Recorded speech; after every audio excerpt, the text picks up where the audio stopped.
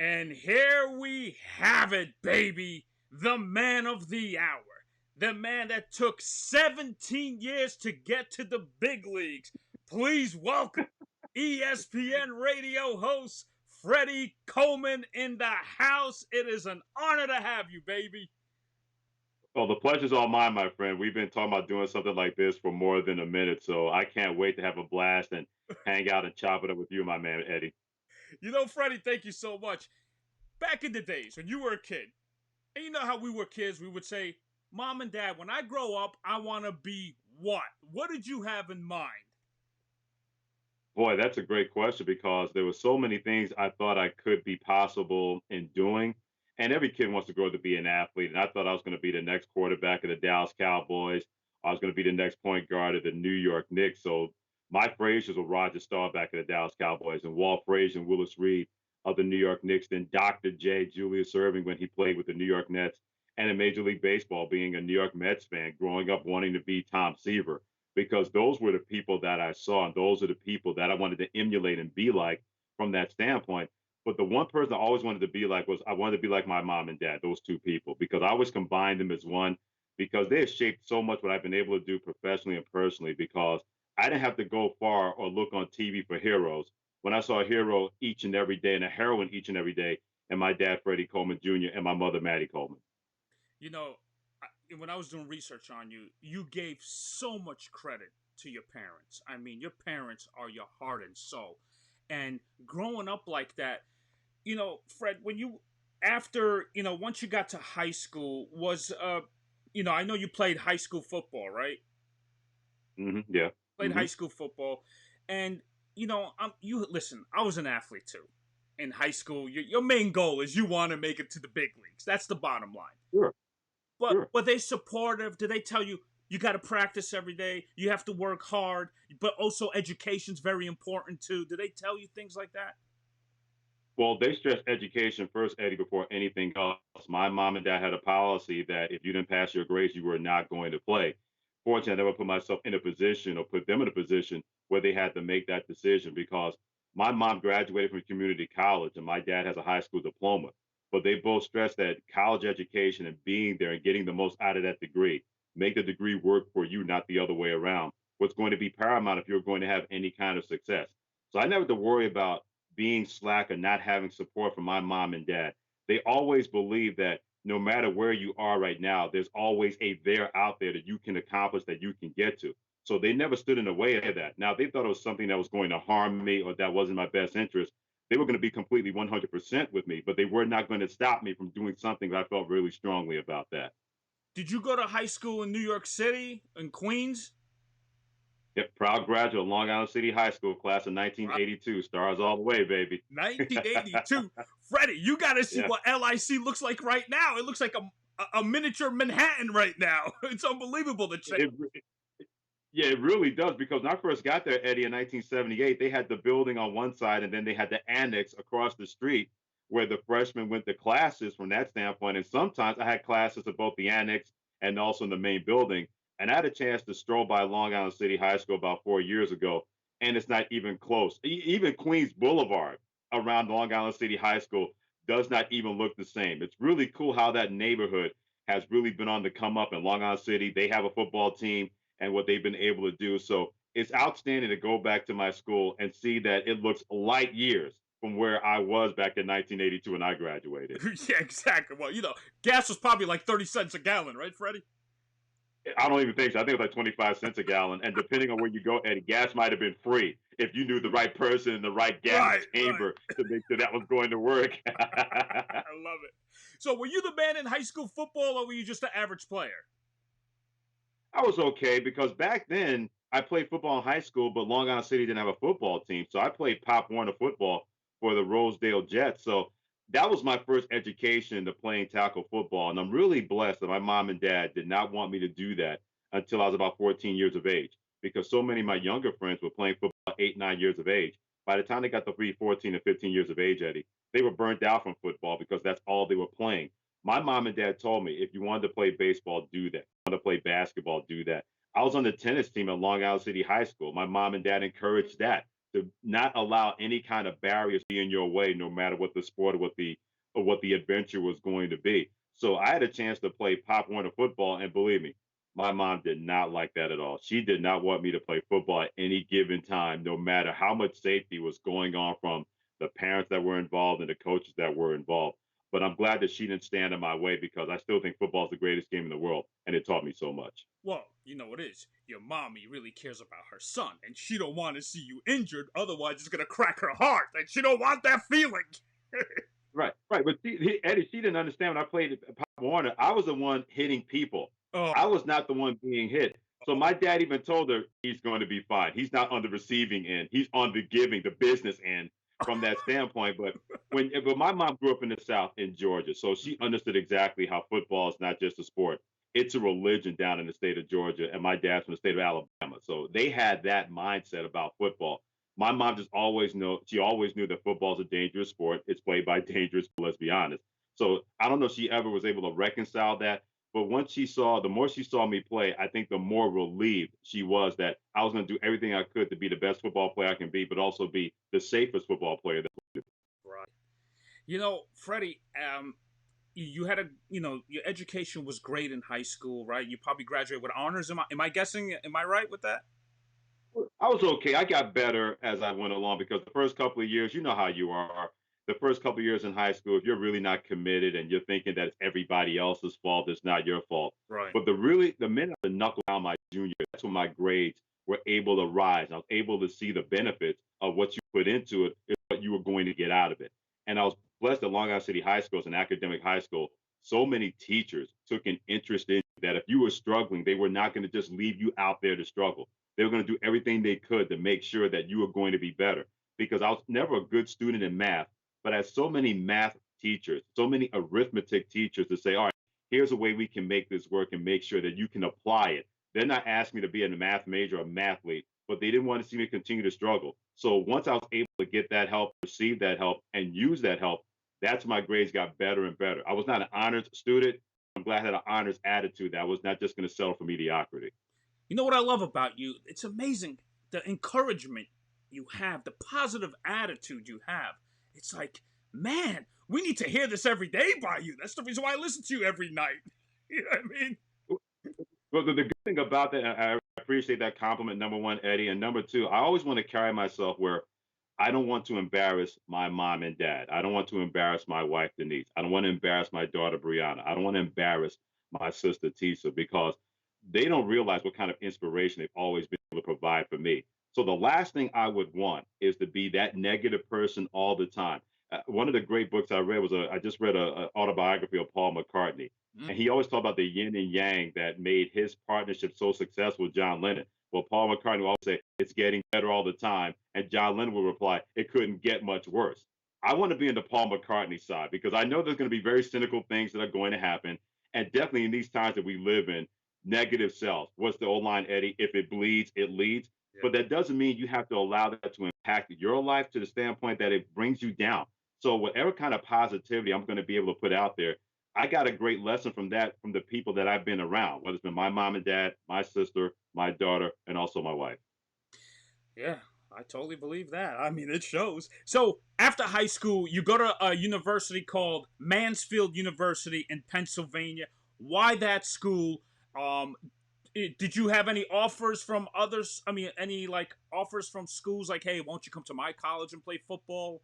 Talk to me about that. Yeah, nothing like that because there are not too many college scouts going to Pop Warner football games. So I never even thought that out in terms of going to school to play college football. But once your SAT scores go out and you get the results back in, then you start getting brochures from school unless you completely screw the SAT. Then at that point, you got to hope for the best. But I got a brochure in the mail from Mansfield University, and I said, boy, this is like a pretty cool place. I never heard of it. Anytime I mentioned Mansfield to people, they thought it was in Ohio because that's the Mansfield that they knew. So I sent the brochure. I got the brochure. I sent the application back. They accepted me. And I'll never forget the first time I go up there, Eddie, you know how it is in New York, where you always believe that things are easily accessible. To go from that to essentially a one-stoplight town in Mansfield University where Route 15 and Route 6 meet. And that was it. It was the college of town and there was nothing else going on.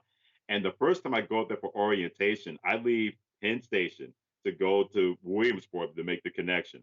I get to Williamsport and I said, when is the next bus leaving from Mansfield? Because the bus was late leaving the terminal from New York. And the, and the cashier goes, it's right behind you. I look over my shoulder and there's the bus leaving going to Mansfield. So as a New Yorker, you're thinking, okay, the next bus is going to be here in 10, 15 minutes. And I said, okay, so when is the next bus coming? And she said 2:30. I go, what are you talking about? It's 2:50 right now. She goes, yes, this bus runs every 12 hours from Williamsport going to Mansfield. Now, picture someone who has never been out of New York by himself before, going on a bus, going to a place that he's never been before, and now he's going to be stranded there for the next 12 hours. So immediately, I called my mom because she was working at a bank at that time in New York. And Eddie, I must have sounded like a howler monkey because that's how I was panicked. I'm thinking, what am I going to do for the next 11 plus hours waiting for this bus to come and take me in the middle of nowhere in the middle of the night? So after she calmed me down, she told me find a diner, get something to eat, see if there's a movie theater around. So I was able to do that to pass the time. And so the bus finally comes, and I'm not kidding. It comes at 2:30 in the morning. So I get on the bus, and there's maybe 4 other people on the bus. Met this cool dude who was went to the University of Miami, but he was working up in upstate in Elmira. So he and I had a great conversation, and that hour passed by really quickly. I get to Mansfield, and I'm kidding you. I'm not kidding you.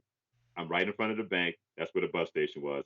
I don't know where the school is. So I'm thinking, well, it can't be that far away. So I see signs pointing up the hill going towards Mansfield University. So I'm walking around the campus. Imagine somebody just walking on the campus they've never been to.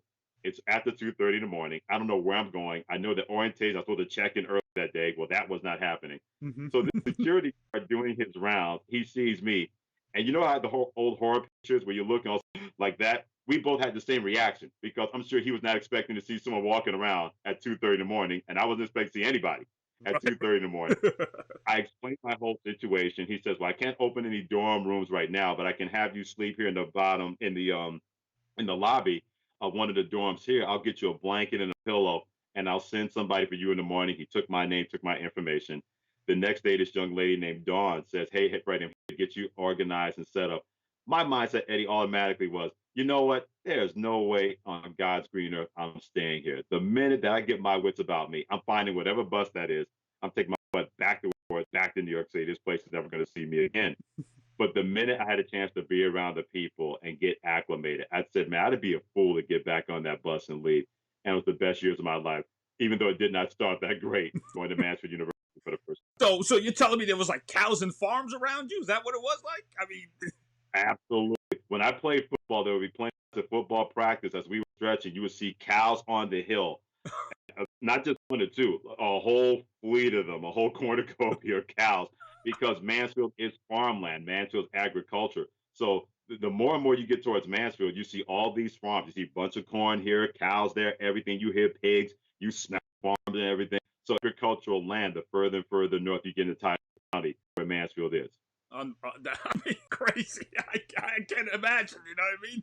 Well, I played college baseball down south in Florida. You know, when we used to go on road trips, and I'll be like, this is how life is? I can't live like this. You know what I mean? Like in the middle of Florida. Yeah, and the thing about it, that's the best part about playing football were the road trips, because Pennsylvania is a huge state. You from Philadelphia to Pittsburgh, it's 8 hours in between. So Pennsylvania is a massive, massive state. Those are the best memories I have, Eddie, where we would go play Slippery Rock or play Edinburgh or play Bloomsburg or play Lock Haven, all the teams in the Pennsylvania State Athletic Conference. And it was always cool, those road trips, because we were so far north. It's always going to be a road trip to go play somebody, and it's always going to be a road trip for them to come play us.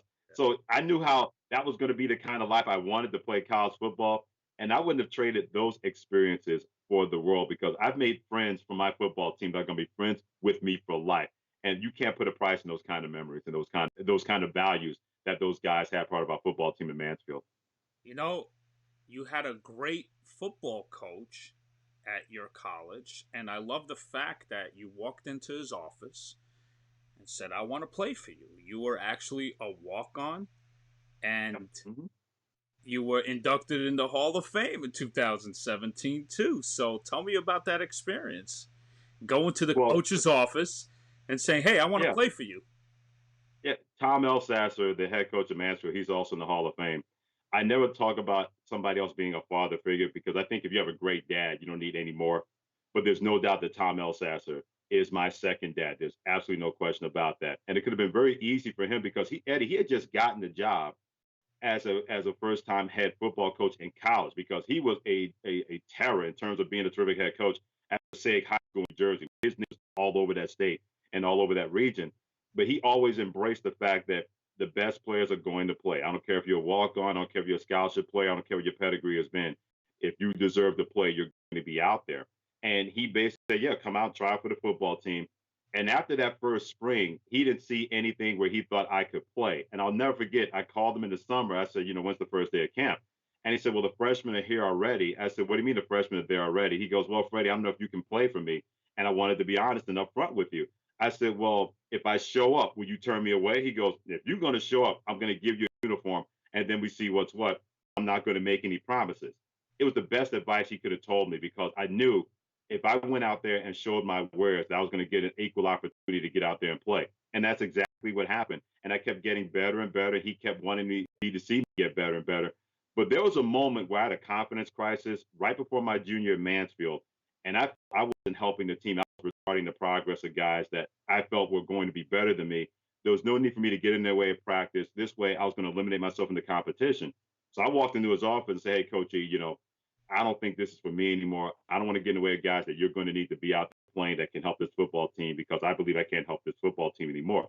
And I wasn't having a pity party. I was having a come to Jesus meeting with myself. Mm-hmm. And he said, what are you talking about? Because he said, you don't quit on anything. So you really must be in that kind of emotional state that believe you can't do this anymore. And he said, I tell you what, give me one more day, go out there and practice. And if you still feel that same way after practice, we'll shake hands, no hard feelings, whatever you need, I'll be there for you. And Eddie, I went out there and I said, I have nothing to lose now. I guess because I was putting so much pressure on myself to go out there and play well and coaches that I lost focus on what DIY was, do it yourself, do your job. And I went out there and practiced and I was just slaying everybody, to be completely honest with you. Nobody was able to cover me. And I said to myself, okay, if you just relax, do your job, know your assignment, you are going to help the team and it's not about helping yourself. And from that point on, I never had a problem. But Coach E was always upfront with me. He never minced any words. He never BS me. Those are the kind of people that you search for and you hope you find.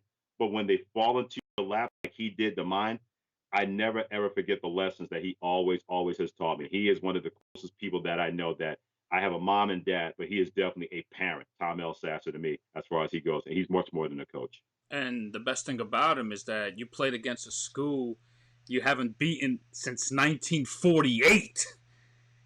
Yeah. And he motivated you guys, and you went to their house, and you busted their butts. And, tell me about that experience. Listen, you beat a school that you haven't beaten since 1948. And you're part of that history as far as beating them. How many years did that take? I'm trying to do the math right now. 48 to 86, right? How many years is that the school owed you guys? Yeah, 38 years because Edinburgh plays in the Western Conference of the PSAC, Pennsylvania State Athletic Conference. So I'm sure they probably thought we'll schedule Mansfield for Parents' Day. We'll have everybody be impressed by us, that whole 9 yards. And one of the things about Coach Elsasser, and I've always thought this was his greatest gift, even if he knew the odds were stacked against us or if he did not believe we were going to win, he never allowed you to believe that. His thought process always was be smart, be fast, be Mansfield. He said, guys, here's our assignment. We'll get on the bus, get into the hotel, get a good night's sleep, get off the bus, go to the stadium, whoop their behind, get back on the bus and go home. And I guarantee there were plenty of games we probably thought, man, we're going to get creamed by these teams that we're about to play. But he never, ever let us believe that. That was his greatest gift.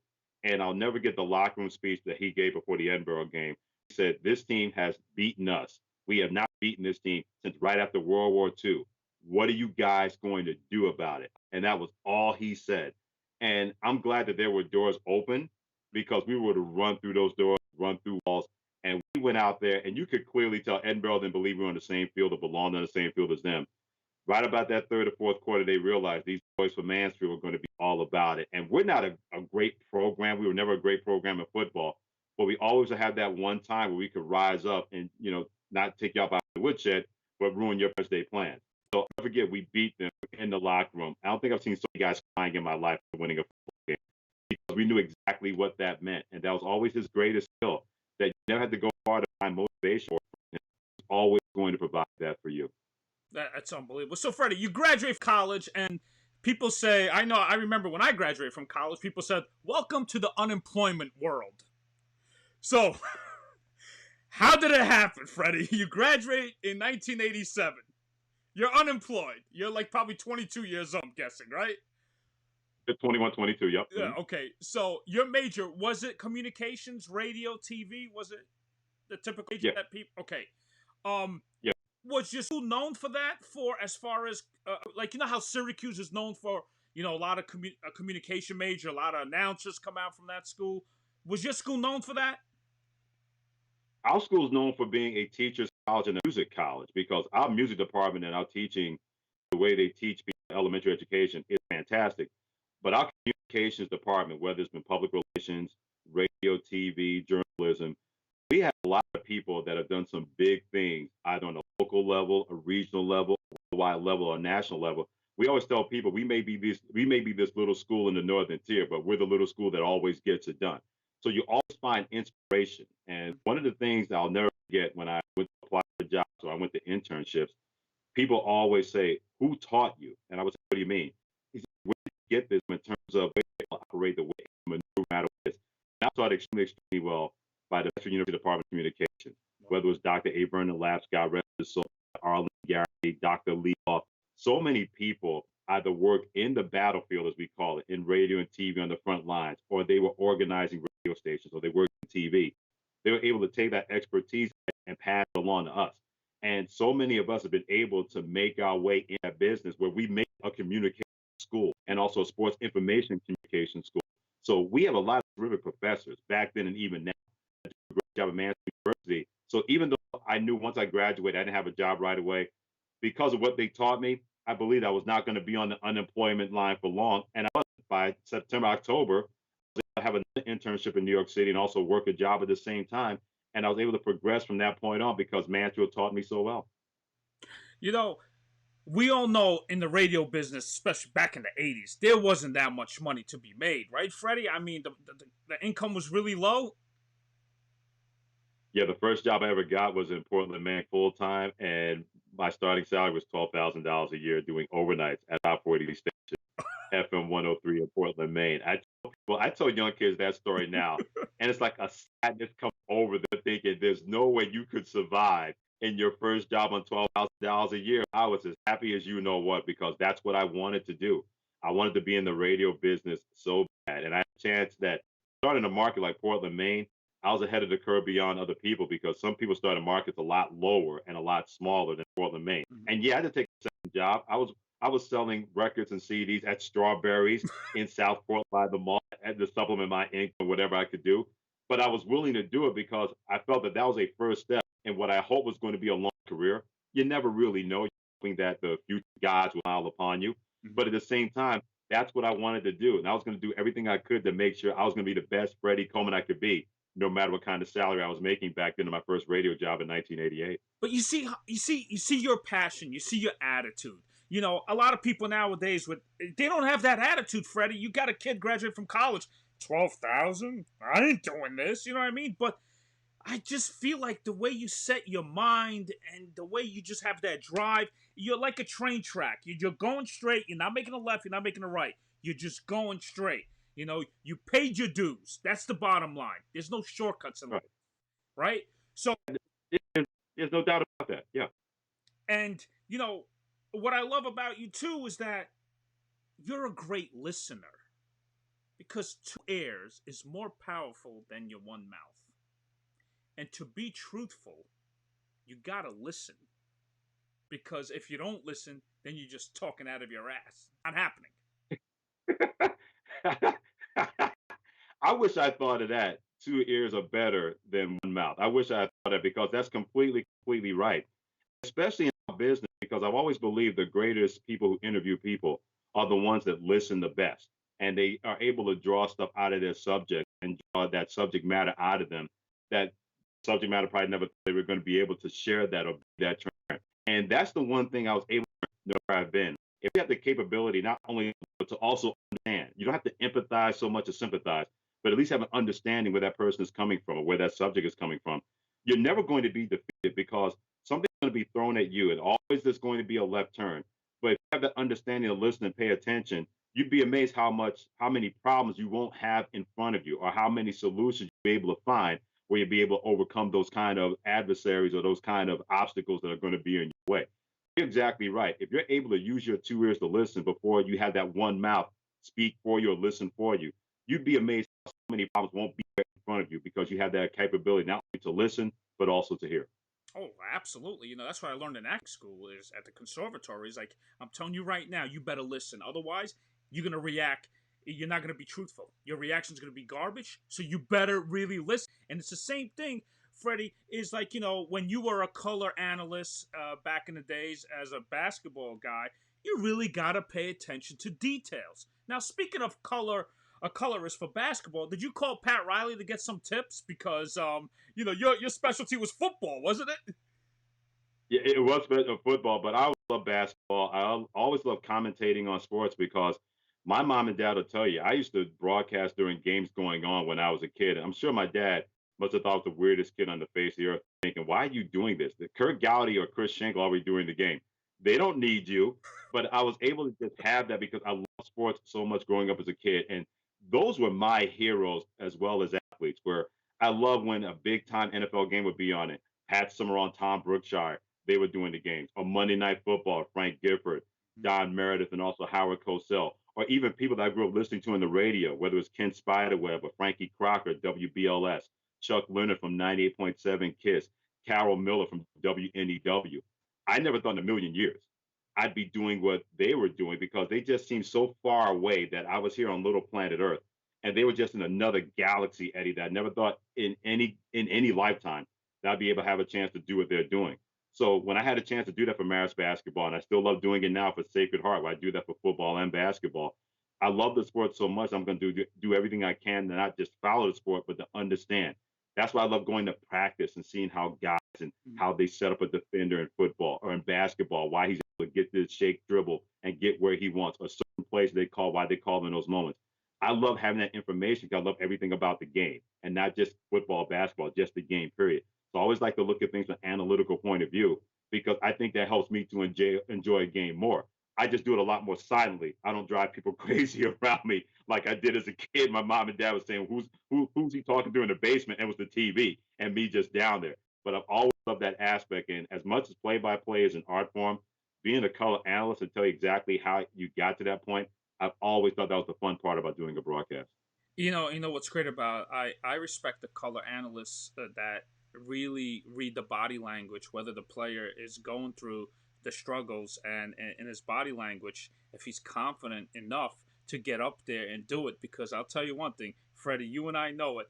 There's some people, they are scared when the big lights need to be turned on, And, right. As a color analyst, I respect those that notice that because I know you know the game. I get it. But I want to know the game. Go ahead. Yeah, to your point, Ed, here's the thing about that with color analysts. The best color analysts don't try to be something else. They're going to be themselves. For example, that's why Tony Romo was good from minute one. Yeah. The minute he became a color analyst and got the job at CBS. He wasn't trying to impress people, trying to show people that he knew the game. He just went and told you what he saw. And he's even gotten better because he's understood exactly when to predict a play and when not to. He's able to find a wonderful, delicate balance that I think makes him at the top of his profession right now. But I'll never get the first game he did. I said, there's no way this guy is that good that early. But he was because he wasn't trying to be this. He wasn't trying to be that person. He was going to be himself and tell you exactly what he saw and use his expertise in playing quarterback. And I love when he's about predicting plays. He said, safety's coming down. This is a fake blitz, man. Don't fall for it. And then the safety drops out. He intercepts the pass. And I'm sure Jim Nantz look at him and say, dude, how do you know these things? Right. Because he knows it, he understands it, but he's being himself. Mm-hmm. He's not trying to be the second this. Right. He was worried about being the first Tony Romo. And when you do that, you can also set yourself up where you don't have to worry about people comparing you to anybody else. The only comparison you have to worry about is you comparing yourself to you. Right. And you know what I love about him, too? His emotion. He's like, no, you want to do this. And then somebody intercepts it or a tackle. You know what I mean? Like you're feeling something, no. It's funny you mentioned that. I forget the game that it was when the quarterback actually did that. He goes, yep, I tried to warn him, but then the Right. linebacker did this. He's got the interception. Now he's got to go to the sidelines. He's got to look at the Microsoft pad and it's going to tell him exactly what he saw that he thought he saw. Yep, we all have been there one time or another. And it was so cool to hear somebody who Right. was able to relate that emotion that way. I'm thinking, I can't even imagine what it was like for him when he throws a pick. You probably feel that you're the lowest person on the face of the earth. Even though you're not the first person to throw an interception, you won't be the last guy to throw an A interception. pick at 6, that's even the worst feeling. They score on you. Exactly. Freddie, so here it is. You know, you graduated in 87. Now you got the call. This is what I want to try to tell people, okay? Took you 17 years to get your big break. And that's when ESPN called you and said, Freddie, you're the guy. But my question is, did you have to audition for that? Did you, when you went in, was it an interview process? Was it an audition that you actually was on the mic? Talk to me about that. Yeah, it's funny that you mentioned that because I tell this story all the time that Game Night back in 2004 was opening because John Seibel was doing it, so was Doug Gottlieb and also Chuck Wilson. But they had an opening for somebody else, and Jason Barrett was the producer of Game Night, and he said, we had an opening here that I think you would be right for. And I'm thinking, are you sure about that? He said, the worst thing you can do is not audition. Send me your stuff, and I'll forward it to my people, and we'll see what happens. And at that time, I was working up in Albany doing an afternoon radio show on the Fox affiliate with my man John Tobin. And Eddie, I'll tell you right now, I was having the time of my life. We had just started the show that February. All great people. I'm thinking if I could live up here for 15, 20, 25 years or the rest of my life, I would be. I never thought it out far to think about ESPN Radio, Fox Sports Radio, anything else on a national level. I was not even worried about that because I was having a blast doing shows with John Tobin. And then I get the call from Jason Barrett, I send him my stuff, and Dave Zaslowski, who at that time was in charge of Weekend Game Night, he says, yeah, I like what we've heard. Why don't you come down here for an audition? I'm thinking, okay, this is not a joke. This is serious. So I go down that weekend. I get there. They set me up in the hotel, everything. I go to the studios. And when you first get to ESPN campus, it really shakes you. It's a knee knocker because you know all the people that had a chance to work there that were still working there at that time. And I get to the front gate. I'm like, oh, my goodness, I'm at that Valhalla. And I said, no matter what happens, even if I don't get the job, so what? I'm still ahead of 99.9% of the earth who may never, ever get a chance to audition for a place like this. So I get there and I meet Dave Zaslowski, who's in charge of the program. I see Jason. It was good to see Jason Barrett again. I meet up with John Seibel, and also Sean Salisbury was doing Weekend Game Night as well. And I come to find out, Eddie, that the audition was live on national radio because at that time, Game Night was 7 at night till 1 in the morning. So I'm thinking old school that you go and do your audition in a booth, maybe doing it with John Seibel, then they make their decision. That's not how the way they did things back then, where you audition for Game Night nationally over the air. So I'm thinking to myself, okay, find out what you know what you know. We go through the game plan, we go through what we're going to talk about this. Finish the first show. And for those who don't know, back then when Game Night was 6 hours, that show could get really interesting around 11 o'clock when you're a little punchy and you're not as inhibited as you were maybe between 7 and 11 o'clock. I found out later that one of the people behind the scenes, Jeremiah Crow, who's now a big-time program director in San Francisco, he told me, he said, hire this guy now. Do not let him get away. And I was almost supposed to audition that weekend, that Saturday and that Sunday. And after that show was over, Dave Zaslowski said, can you do it again next week? And I said, well, I had to kind of lie to get down here from my job because I usually was doing weekends for the classic Fox station up in Albany at Pix 106. I said, I can do Sunday. That's my day off. And I can figure out something if you want me for the next week. And they said, sure, no problem. So I kept auditioning. And I'm going to work after I had a weekend off. So I didn't have to be at ESPN Radio. And I'm going to work that Monday to do my regular show up at the Fox affiliate in Albany. And Bruce Gilbert, the general manager of ESPN Radio at that time, he says, hey, Fred, you got a minute for me? So I'm on the New York Thruway, right past Saugerties. I pull over my car. And Bruce says, we like what we've heard. And I'm thinking, okay, here's the but. They're going to go in a different direction. And he says, we want to hire you. Right, exactly. I already prepared for thanks for the time. We appreciate it. We'll keep you on file. But blah, blah, blah. He said, but we want to hire you and be a part of Game Night and hire you full time at ESPN Radio. And I talked with him on the phone and everything like that. I had all the emotions. You're trying to be cool, but you're not. And he explained the parameters, what we have to do, go about this, go about that. And the minute I got off the phone call from Eddie, I just started weeping right then and there because you never think, or you always hope that maybe you can get to a level like that, where you get to a point in your life where you think it's not going to happen and you have to be okay with it because that's how life is. It'll make you okay with things whether you like it or not. And I'm glad that a state trooper wasn't driving along. He might have said, what's wrong with this person weeping in his car? Is he okay?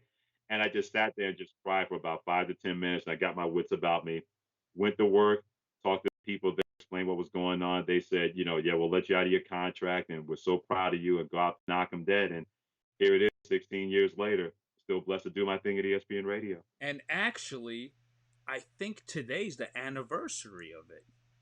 It's the exact anniversary, June 26th, when I became a full-time official employee. Yep. Freddie, I tell people it's like a kid getting the call to the big leagues. You're going to start tomorrow at Wrigley Field or at Yankee Stadium. And the feeling when you get that call, as a kid, you call your parents and you start tears of joy, right? Freddie, well, your optic nerves tarried that day when you got that call when he gave you the great news. Were you crying? Be honest. I completely cried. I don't think I stopped crying for about a day or two, Eddie, to be honest with you, because even having the conversation with my mom and dad and telling them about that, and they were so thrilled for me. And I'll never get going down to seeing them that weekend because they live in New York City. And I see my dad at the door, and I just give him a big hug, and I'm just weeping on his shoulders again because he knew how much that meant to me to finally get a chance to do that. And I said, I don't know how long it's going to last, but the fact that I got an opportunity, I'm going to make it the best, however long this is going to be. It could be 1 year, it could be 2 years, 3 years, whatever that was going to be. So I didn't mind. I've never minded sharing that emotion because when you want something so bad, or you think, or you've accomplished something that you really wanted to, or got to a certain level, you should not hold those emotions in. You should let people know exactly how you're feeling. And I tell people all the time, I'm not ashamed to say that, yeah, that brought tears of joy to my eyes to think, I finally was able to accomplish this. I was finally able to get to that mountain after conquering so many other mountains throughout my career and to get to that pinnacle when it comes to ESPN Radio. And I tell people all the time, I've never had a bad day working here. There'll be some days, people say, I don't feel like going to work. I've never had that. It's still a blast, Eddie, 16 years later, after walking through those doors for the first time, auditioning and getting a full-time job. I still get a kick out of doing what I do. And I think that that's something I know I'm going to carry with me no matter how much longer I'm going to be at ESPN Radio. But, Freddie, what people don't realize, you got your big break in your late 30s. And when I tell people, when it comes to a dream job, that shit is not happening overnight. It took you 16 to 17 years. Which one is it? I just forgot right now. How many? It's 17 years. 17 years to get there, Freddie, to get your big break. So now you got to even work harder because now you got to maintain that break. That's what people don't realize, and it's the same thing. It's not getting to the big league level. It's staying there now, and you did a remarkable job, Freddie. Everybody loves you, When people say the voice of God, we think of the legendary public addresser, Yankee Stadium, Bob Shepard, when it comes to public addressing. But when it comes to hosting a radio show, the voice of God is my man, Freddie Coleman. That's the bottom line. So, give me the schedule, Freddie. How does it work on a radio show, especially you working late nights? What time you have to come in at work exactly? Well, usually I get there about 2.5, 3 hours before I start our show because Ian Fitzsimmons and I, and also our producer, Vince Cates Ballas, we talk throughout the day where we're texting ideas. What about this guest? What about this? What about that? So the process, even though I get there to the studio about 6:30 before our 9 o'clock show, the process already started by the time I wake up because it's very hard for us to shut our minds off because we always want to make sure that you get the best of us each and every night. We're not going to succeed every night. We're going to fail sometimes, but you're always going to get the best out of us. You're going to get 100. So anytime we wake up, no matter what time that is, that process is always working. It's always that communication. So when we get together and go over ideas, what about this? What about this? What about that angle? It feels like it's in hand because we have these ideas and our prep work in our head already. And then we go out there and look up articles, and we look up this, and we look up that. The one thing I've really learned that the closer and closer I get to showtime, that's when I really shut down, not so much social media, Eddie, but listening to other people either on radio or TV, because you can get swayed by somebody's opinion really, really quickly. But the one thing about our show is that we have tomorrow's news tonight. A lot of stuff that people talk about the next day, Ian and I have already discussed that already because a lot of stuff has happened during the show at the time. So I know that the big days and also the more profile shows are going to be the ones that happen between 6A to 6P. We really understand that. But plenty of ideas or plenty of talking points that people have the next day, they get from shows like us who are already the front lines of that because we've discussed that. Sometimes they're discussing on the fly because something happens right then and there. You got to be prepared to have an opinion and have that insight and also have that intel to make sure you don't sound like a buffoon. So the process, even though we get to the studios and get together and talk officially at 6:30, that process happens long before and it continues throughout the day. And I wouldn't have it any other way. So you don't want to get caught up on other opinions on when other radio hosts are talking, right, Freddie? Because you could easily get in your head a little bit and then you forget your opinion and you go with this guy's opinion, right? Right, exactly. And there are a lot of smart people that I love listening to, whether on ESPN Radio, CBS Sports Radio, Fox Sports Radio. It doesn't matter to me. If you're interesting, you have great content. I don't care who you work for locally or nationally. Mm-hmm. You can engage me that way. I'm going to pay attention. But I've really learned, the one thing I've learned about that a lot of stuff they talk about during the day, I've already talked about. But if something breaks throughout the day during their show, then I just shut their show down. This way, I want to be able to read it. I want to be able to digest it and then formulate my own opinion without any kind of influence from somebody else. And yeah, we all have those kind of moments with everybody thinks the same way at times, but you have a different take. You may be on the same path, but you have a different way of having your version of it. So that's something that really helped me, where you can have so many different opinions get into your head, and it could just be a mismatch right here. That's when you really get into trouble. I've been able to have that ability to say, okay, he feels that way. I agree with that. But if I do go down that line, I better make sure I take a different way that's going to sound authentic and now I'm trying to bite off somebody else. Right, exactly. Yeah. And you're really good at that, Freddie, because you know how I started listening to you. I'm in LA. I got my car and I got the Sirius XM. And usually it's 3 hours back, so it's perfect time. Like 9 p.m. is perfect for me, right? And I'm like, who's this guy's voice? Holy cow. I mean, this guy really sounds good, but not only he sounds good, there's a meaning to everything you say. There's a great point of view to everything you say. You're not just talking. You really have a great point of view, and I love how you welcome the fan in. I love that. It's like your story. Go ahead. Shoot you. Go ahead. Yeah. And that's the listening. Yeah. Exactly, because I tell fans all the time, whether it's on social media or when we throw out the phone number, that we stand on their shoulders because there is no Freddie and Fitzsimmons without fans being out there. Because more than before, Eddie, people and their time is becoming so much more and more valuable that they're going to give you 10 seconds, 10 minutes, 5 minutes, an hour. You better make sure you're not wasting their time. I want to make sure that whoever's tuning into me, I get if you don't agree with anything that I have to say. I'm completely okay with that. I would hate that everybody agrees with my point of view because I'm thinking that since we're a world of individuals, everybody's going to have their individual point of view. But if you're going to give me your time, and the key words are your time to listen to me, I want to make sure that time is not wasted. Now, I know I'm not the cup of tea for everybody. Everybody has their detractors. Everybody has their supporters. I'm not any different. You're not any different. Nobody in any kind of business, especially in our entertainment business, is going to have everybody love them and everybody hating the other guy or the other woman. That doesn't happen. But whenever you get a chance to give me a chance to be listened to, you're going to get the best of me all the time. You're going to get how I'm feeling all the time. I'm going to be completely transparent. I'm not out there just to try to get your attention. I'm out there to say, this is who I am. This is how I feel. How you digest it, how you feel about it, I'm completely okay with. But you're always going to get me. You're not going to get the second or third version of somebody else. Each and every night, Monday through Friday, from 9 p.m. to 1 a.m. Eastern Time on ESPN Radio, you're getting Freddie Coleman #1, period. It's not going to be a derivative of somebody or a derivative of somebody else. That doesn't make me better than anybody else or worse than anybody else, but it makes me me. And I'm proud to stand on that me. And the fans know that. So they know they can come at me if they disagree. It's going to be an adult conversation. They also know that if you don't act like an adult, I just mute you and move on about my business. I don't have time for that. But that's part of being me, that I'm always going to be upfront. I'm always going to be honest. Whether you want to be that way or not, I'm completely okay with that. Freddie, you interviewed Joe Namath. That was your hero. What was that like?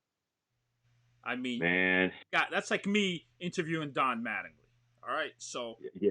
Namath come to And the studio and tell me about that experience, man. I mean, come on. well, yeah, it was a phone interview because when COVID-19 happened, we were able to get him on the phone. And I wouldn't have cared if I was in Siberia and he was in Florida. The fact that I got a chance to interview my first football hero, because my mom and dad still have a picture of me of Christmas back in 1971 where they bought me the Joe Namath football outfit, and I'm in head to toe with the helmet, the shoulder pads, and the number 12 and the green number 12, like I'm Joe Namath throwing a football pass. Uh-huh. So to have a chance to have a conversation with him, it still takes my breath away to this day, that someone who meant so much to me, who is one of the main reasons why I love football, he and Roger Staubach, and I've had a chance to talk to both of those guys in my lifetime. No matter what happened after the Joe Namath interview, I was tasty pudding. I was completely good, and just hearing some of his stories, and say, yeah, I remember the last game you played it for the New York Jets. I remember watching that on TV and knowing that you played for the Rams, and I still rooted for you. He said, yeah, he goes, I didn't want to leave New York, but hey, sometimes you got to go when you feel like you're not wanted anymore. Just having those kind of conversations. And when he said, and I asked him a question, he said, well, Freddie, the fact he mentioned my name was just golden to have that happen to me. So yeah, believe me, I still have it in reserve in terms of having that for posterity, because you just never know what's going to happen. But I can always say I had a chance to talk to my hero, one of my sports heroes, a Pro Football Hall of Famer, and he was gold to me and gold to Ian. It was just fantastic. Freddie, has it ever happened to you when you talk about an athlete, like, your opinion about an athlete, that he struggled, and next thing he sees you, he's like, hey, why'd you say that about me? You know what I mean? Did that ever happen? That's happened more than a couple of times. And the good thing about something like that, I don't mind somebody calling me on the carpet if they believe that I've been able to speak out of turn about their abilities. Mm-hmm. But anytime I've had it's not a confrontation. Anytime I had that kind of discussion, it's been pretty cool, because I had that with Kendrick Perkins when he first started doing stuff basketball wise. And he said, I remember you said that, that maybe my importance was overstated. And I explained why I felt that way. He goes, yeah, you're not the only one, but here's what I brought to the team. And we had a great nuanced conversation about that. It was pretty cool to have that. And I said, not meaning disrespect. I respect what you were able to do for the Celtics and for the Oklahoma City Thunder. I said, believe me, guys like you, I love guys like you to be in the NBA. But I just thought so many people are trying to make it more than what he was. Like, well, hold on a sec. He was a glue guy. But it was really cool to have that kind of conversation, because athletes are sensitive. Everybody's sensitive. Athletes are human beings. We got to realize that. I wouldn't want somebody saying that about me and not having a chance to speak up on that. But you can have that kind of conversation where it's not confrontational. Now, some people love confrontation. You know what? Be careful what you wish for, because they run into somebody and then you get that confrontation and it may not end well. And you're going to look a lot worse than that athlete. But when you can have a conversation like that and they explain their point, you explain your point, you don't have to worry about meeting in the middle, but both of you guys are able to listen, understand each other. And that was a pretty cool thing to have that Kendrick Perkins. And I think he's dynamite. I love his analysis. I love his honesty. He doesn't back down. I even told him, I said, you're only going to get more and more reps because you're really good at what you do. And one thing he told me, Eddie, was, well, I'm trying. I want to be as good at this as I was in the NBA. And that told me so much about his character, because I said it could have been very easy for him to say, I play in the NBA. I know more than you do. He's so good at breaking down things in layman's terms that you don't feel as if he's talking over your head, that he has a conversation with you. And I'm kind of glad I was able to have that kind of conversation before he was able to really have his name grow further and further in his post-NBA career. Wow. So how did this, now you had the show, the Freddie Coleman Show. You were solo, man. That's a lot of talking right there and a lot of listening, right? I mean, you get tired, trust me. So how did the Fitz get involved? Did you request that? Did you say, hey, I really want someone else with me? Or they said, hey, let me just pair you guys? Well, Dave Roberts, our program director, said, Fred, you do a terrific job, but that's a lot of stress to put on you as one person. And he's completely right from that standpoint. And I wanted to have a hand in the partner, and he had a couple of people. But he said, what about Ian Fitzsimmons? And I said, that's the guy. That if that's going to be my partner on this show, then that's the one I wanted to work with. Because even though we come from different roads, but we always make sure that the respect is always going to be there. We never have to worry about that. If we disagree on things, it's not one of those where you stink. It's nothing like that. But it's always great conversations with him. The most important thing about it is he's fun to work with. Believe me, I've talked to people where they work with people and they'll do it for a couple of years, and they say the longest couple of years of their lives, because that person was just not somebody, but they had to make it work, or it was working behind the scenes. They just didn't want to be around those people. The only problem I have with Ian is that he's in Dallas and that I'm in Bristol, Connecticut. It would be cool if we could see each other more because we do our shows in different parts, because he's just a good guy to be around. He's a terrific guy to be around. So when you have that kind of person that you enjoy talking with, you enjoy working with and having conversations with, the shows fly by. Also, we'll look up and say, man, we just started the show and it's 4 hours later and we're all sitting down. So that's been one of the great things, value that he brings in addition to expertise, is that it's a lot of fun doing that show with him. And the fact that somebody has enough gumption to say those two will work well together, it's been a terrific partnership, what we've been able to do the past 5 years in ESPN Radio. Freddie, let me tell you something right now. I'm so inspired by your story, and I hope my viewers, because my show is about how people got to the big leagues, whether it's radio host, athlete, whatever it is, because we already know you're successful. We want to know how you got there, and you explained it well how you got there. Hey, it's your boy Freddie Coleman from ESPN Radio's Freddie and Fitzsimmons, and do yourself a favor, subscribe and like the Eddie Mata Show. You will not be disappointed, and you're always going to be satisfied.